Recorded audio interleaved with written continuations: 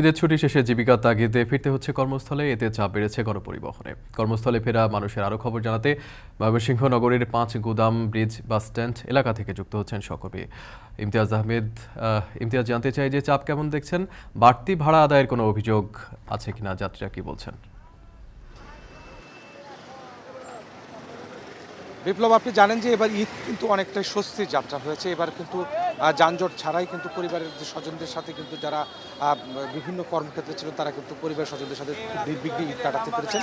এবং ঈদের লম্বা ছুটি শেষে আজকে পহেলা বৈশাখে আমরা তীব্র যানজট দেখতে পাচ্ছি এবং একটা জনস্রোত কিন্তু নেমে আসছে, যারা আসলে ঢাকা সহ বিভিন্ন গন্তব্যে তাদের কর্মক্ষেত্রে যোগ দিবেন। ইতিমধ্যেই কিন্তু সেই মানুষের ঢল কিন্তু নামছে ঢাকামুখী বা বিভিন্ন কর্মক্ষেত্রে তারা যারা যোগ দিবেন।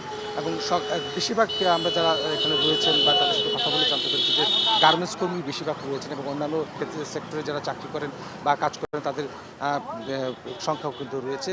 আর শিশু থেকে শুরু করে সব বয়সী পরিবার স্বজন নিয়ে কিন্তু তারা জীবিকার তাগিদে ফিরছেন। এবং যেটা ঈদ যাত্রার ক্ষেত্রেও যে বিশেষ করে যে বিষয়টা আমরা খেয়াল করেছিলাম, যেটা যারা বিশেষ করে যাত্রী ছিলেন তারা বলছিলেন যে ভাড়া বেশি নেওয়ার একটা অভিযোগ রয়েছে। এবারও কিন্তু 200 থেকে 250 টাকা পর্যন্ত বিভিন্ন গন্তব্যে কিন্তু বেশি ভাড়া নিয়েছে। এবং যাবার ক্ষেত্রেও কিন্তু আমরা যাত্রীদের কাছে জানতে পেরেছি যে ভাড়া তারা বেশি চাচ্ছে। এবং এই যে যাত্রীগুলো আপনারা দেখছেন যে আসছে, এবং এই যাত্রীরা এই যাত্রীগুলো যে যাবে এবং এরা যে টিকিট পাবে বা যাওয়াটা যে কতটা যাওয়াটা যে কত স্বস্তি হবে সেটা কিন্তু নিয়ে কিন্তু সংশয় রয়েছে, এবং সিট পাবে কিনা সেটা নিয়ে, কারণ প্রচুর যাত্রীর চাপ দেখতে পাচ্ছি আমরা এখানে। এবং গাড়ির সংখ্যাও কিন্তু খুব দেখতে পাচ্ছি, দীর্ঘ যানজট লেগে রয়েছে এবং প্রত্যেকটা গাড়ি কিন্তু কানায় কানায় পরিপূর্ণ এবং দাঁড়িয়েও কিন্তু আসলে লোক নিয়েছে। এবং আমরা দেখতে পাচ্ছি পিকআপে করেও কিন্তু কর্মস্থলে ফিরছেন যারা সাধারণ খেটে খাওয়া মানুষ রয়েছেন বা কর্ম করে যারা খাচ্ছেন।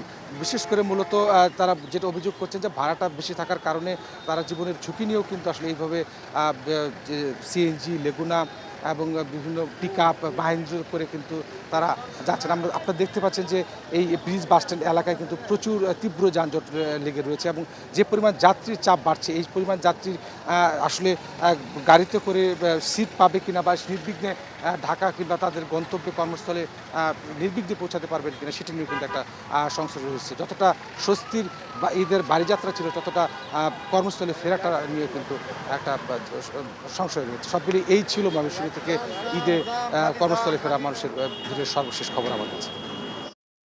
কিছু কিছু সম্পর্কের খোলসটা শক্ত অবরুদ্ধ।